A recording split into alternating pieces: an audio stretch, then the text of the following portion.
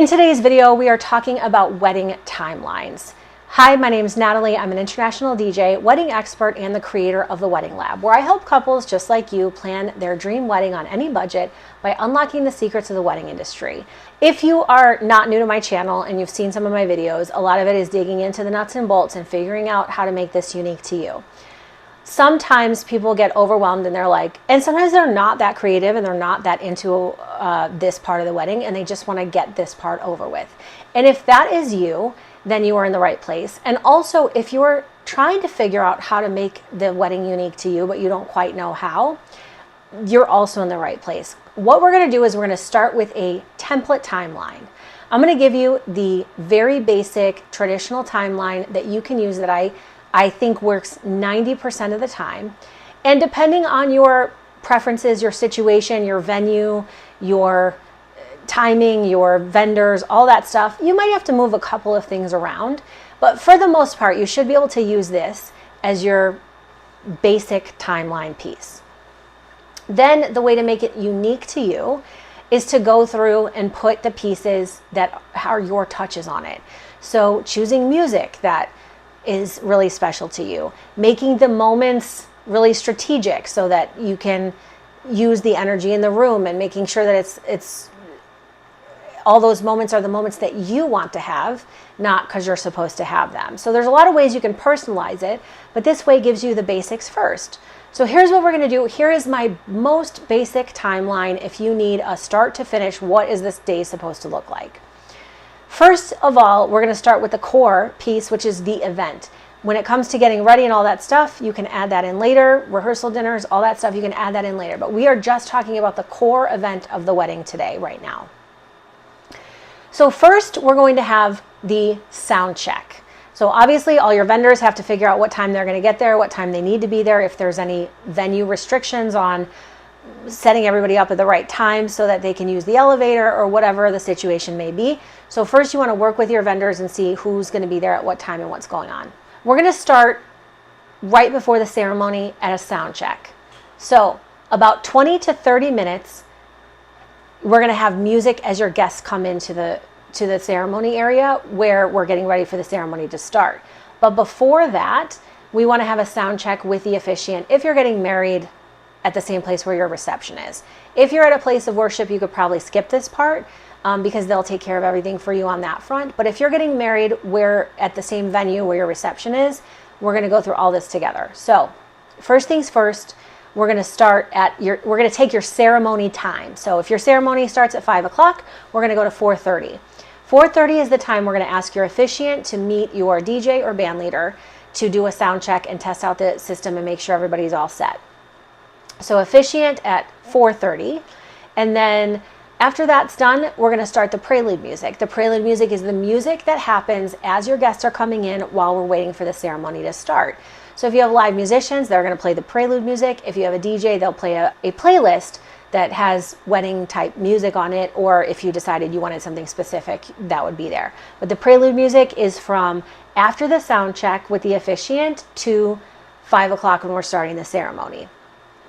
Then the ceremony, if it's not at a place of worship, typically is set for about a half an hour, 20 minutes to a half an hour. So then we're going to go into our processional. So you're going to have a song for that. Our wedding march, you're going to have a song for that, and into the ceremony. Then at the end of the ceremony, we're going to have a recessional song. That's going to be a high energy celebratory song as you walk back down the aisle after you're pronounced a newly married couple. And then we're going to have everybody head into the cocktail hour. So now if the ceremony starts at 5 o'clock, 5:30 to 6:30 is the cocktail hour. So we're going to ask everybody to either stay back for pictures or go to the cocktail hour or split them up depending on how we're going to do that. My best suggestion to you is to not go to the cocktail hour. Have some food and drinks ready for you in the bridal suite or somewhere where you can be by yourselves, take a deep breath, connect, have some food, have some drinks, and don't get announced into the wedding until we get moving everybody into dinner. If your heart's set on the cocktail hour, then go for it. If you have pictures to take the whole cocktail hour, still have somebody bring you food and drinks to where the pictures are taken, okay? So then we have cocktail hour. For the cocktail hour, you're going to want a playlist in the background for ambient music, and just let either your musicians or your DJ know what the vibe that you want. So we'll have cocktail hour from 5:30 to 6:30, and then at 6:30 we're going to invite everybody in to find their seats for dinner. Depending on how many people you have as guests, you're going to want to give an average of 15 minutes for that. So let's say, we're at 5 o'clock ceremony, 5:30 cocktail hour, 6:30 guest in, 6:45 grand entrance. So we're going to have the grand entrance at 6:45. We're going to introduce your wedding party. We're going to introduce the two of you. The energy is going to be high. Ladies and gentlemen, please put your hands together for our newly married couple. And then we're going to take it down. We're going to say, ladies and gentlemen, please bring your attention to the cake, because our couple is now going to cut their cake. You're going to go have your full moment. The music will change to your cake cutting song. You're going to cut your cake. The photographer is going to take some pictures. All of the room is engaged with you. They feel like they're actually a part of it, but you're getting to have your moment kind of by yourselves, but they still get to experience it with you. Then the catering folks are going to move the cake out of the way once we're done with the cake cutting. And we're going to say, ladies and gentlemen, please bring your attention to the dance floor or the center of the room or wherever we're going. So our newly married couple can share their first dance as husband and wife, or husband and husband, or wife and wife, however you want it to be worded. And then you guys are going to share your first dance, and we're going to take the energy, have it go a little bit less. You're going to have your first dance. Then once that's over, you're going to go move and sit at your table, whether it's a sweetheart table or a head table, and we're going to have a welcome speech. That welcome speech can be done by the two of you, and it can also be your thank you speech for coming, or that welcome speech can be done by a family member, a friend, or somebody who is pivotal in the wedding planning process with you. After the welcome speech, we're going to have, if you're having any religious aspects and you want to have a blessing, the blessing would happen after the welcome speech. And then we're going to move right into dinner. It'll either be the first course, or people will start getting buffet, go to the buffet to get food, however you have your food set up. And once it's either all the plates are passed out for the first course, or when everybody is starting to get back to their table from the buffet, we are going to start our toasts. Our toast can be from the parents, the best man, maid of honor, some other people in the bridal party, bridesmaids, groomsmen, anybody else that you want to have a toast, and we're going to have those there at the beginning of the dinner. Then after that, people are going to continue eating their dinner. Your vendors are going to go take a quick break so they can eat and be back and ready for the next few moments. And if you did not do your thank you toast, your thank you speech rather, in the beginning as the welcome speech, at the end of your toasts, you're going to want to stand up and just say thank you to everybody for coming, and any shout outs to anybody that in particular that helped you make tonight possible. Then after the break of the vendors, and you're going to go around and talk to your tables and say hi to as many people as you can and just welcome them.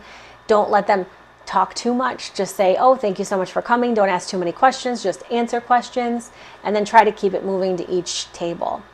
Then after everybody's done eating, or we get into the dessert portion, we're going to put a dessert 15-minute time on the timeline. That's a buffer. You don't really need 15 minutes for dessert unless you have a specialty dessert coming out, in which case double that to give us the buffer, because that's a secret trick of the wedding industry to buy us time back if something goes awry throughout the dinner and the process earlier. So we can buy some time back if we need it there, to make sure all of our vendors are there for all the moments that we need.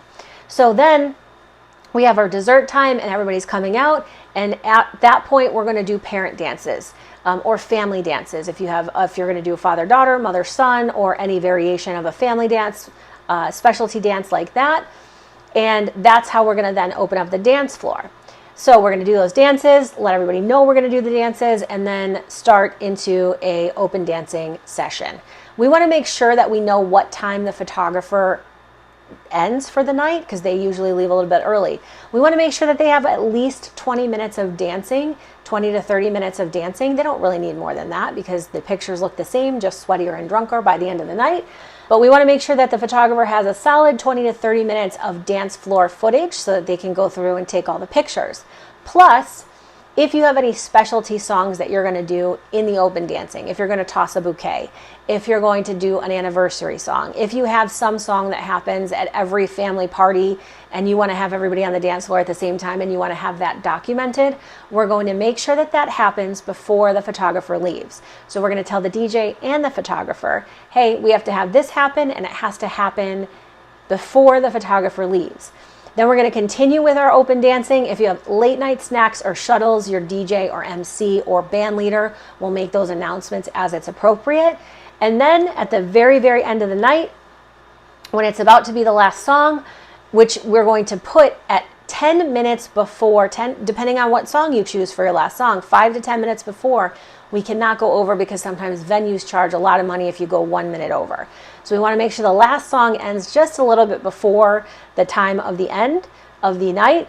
And our MC is going to say, ladies and gentlemen, we did it. They're married. They've chosen this last song to share with you as their ending song of the night. So if you're still in the room and not on the dance floor, please make your way to the dance floor so we can do this last one together. Then you are going to go out with a bang with your last song that you chose. And at the end of that, your MC is going to say, ladies and gentlemen, it is my great honor to introduce to you your bride and groom, or your groom and groom, or your wife and wife. Give them a big round of applause, and let's hear it for our newly married couple. Everybody's clapping. The house lights come on.